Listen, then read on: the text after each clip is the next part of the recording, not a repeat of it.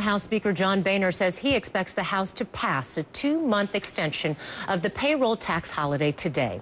The announcement of the extension was a dramatic turn from just 2 days ago when the Speaker called the short-term extension nonsense.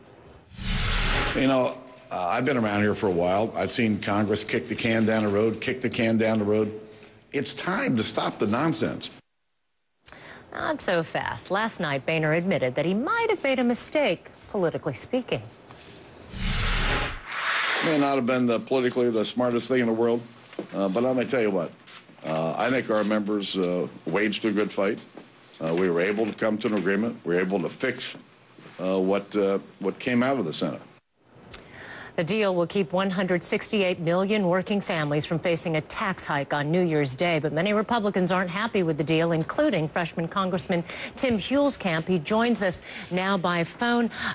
Representative Huelskamp, good morning. Thank you for joining us. You are obviously not happy with the deal. You call it Washington's gift of uncertainty to America. Tell us what you thought about it when you heard that the deal had been struck. Well, certainly very disappointed. This is supposedly going to be a one-year extension, but that's what the House passed. The Senate said we're going to have this for 60 more days, and the idea that you can set up your payroll for 60 days at a time is very uncertain. And the House has passed an extension for an entire year, but to fall back and give into the Senate it was disappointing. What would you, I mean, in your best case scenario, what's the best deal in your eyes? Well, the Senate's failure to consider anything more than 2 months. They had weeks and weeks and weeks to figure out and then to pass something, and we passed a one-year extension, and to fall back and say, well, we'll pass it and extend it just for 60 days and come back. This is typical Washington gimmicks. And say, boy, it's $40 a month, but we can't do it for 2 months, beyond 2 months was exactly what folks look at Washington and say, what are they thinking up there? And as a member of the freshman class, we went up there to change the way Washington operates rather than do a 60-day extension to a one-year program. That's just silly. But devil's advocate here, I mean, you know, isn't a 2-month extension better than nothing at all? That's exactly what Harry Reid said when the Senate went home on vacation. And most Americans are working through this time of the year, or so should the Senate. And the idea they couldn't come back and go for a year-long extension, again, it's silly. The normal process in Washington is if you have differences between the House and Senate, you talk about them, you just don't go home. And that's what Harry Reid did.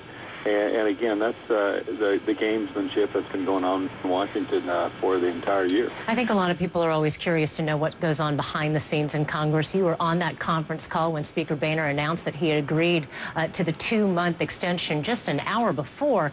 He had been fighting for the one-year extension. Tell us what that call was like. Well, we were quite surprised, but we had heard the rumors that perhaps we would cave.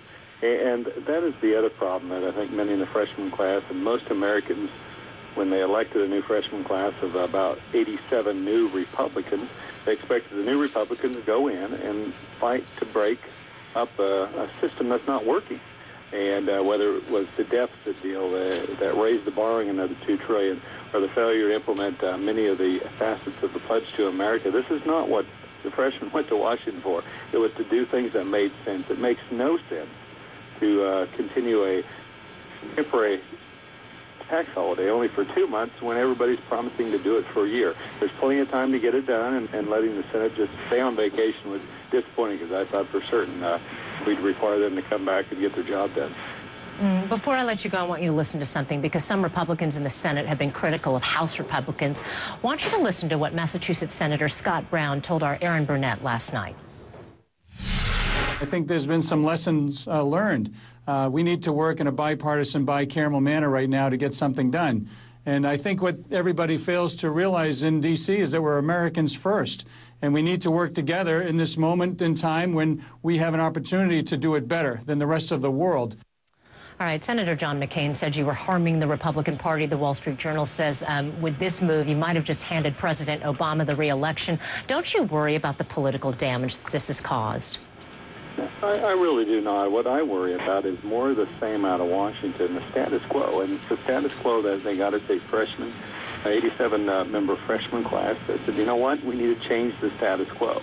And these are folks that have been there a while, have been known for not standing for conservative principles.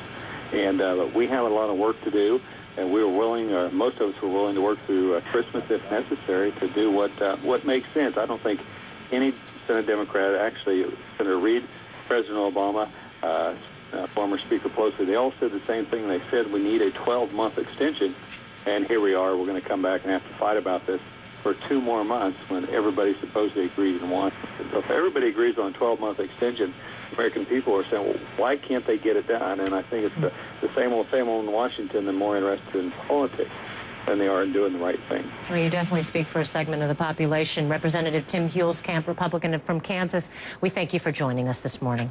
And coming up at 7:30 Eastern Time.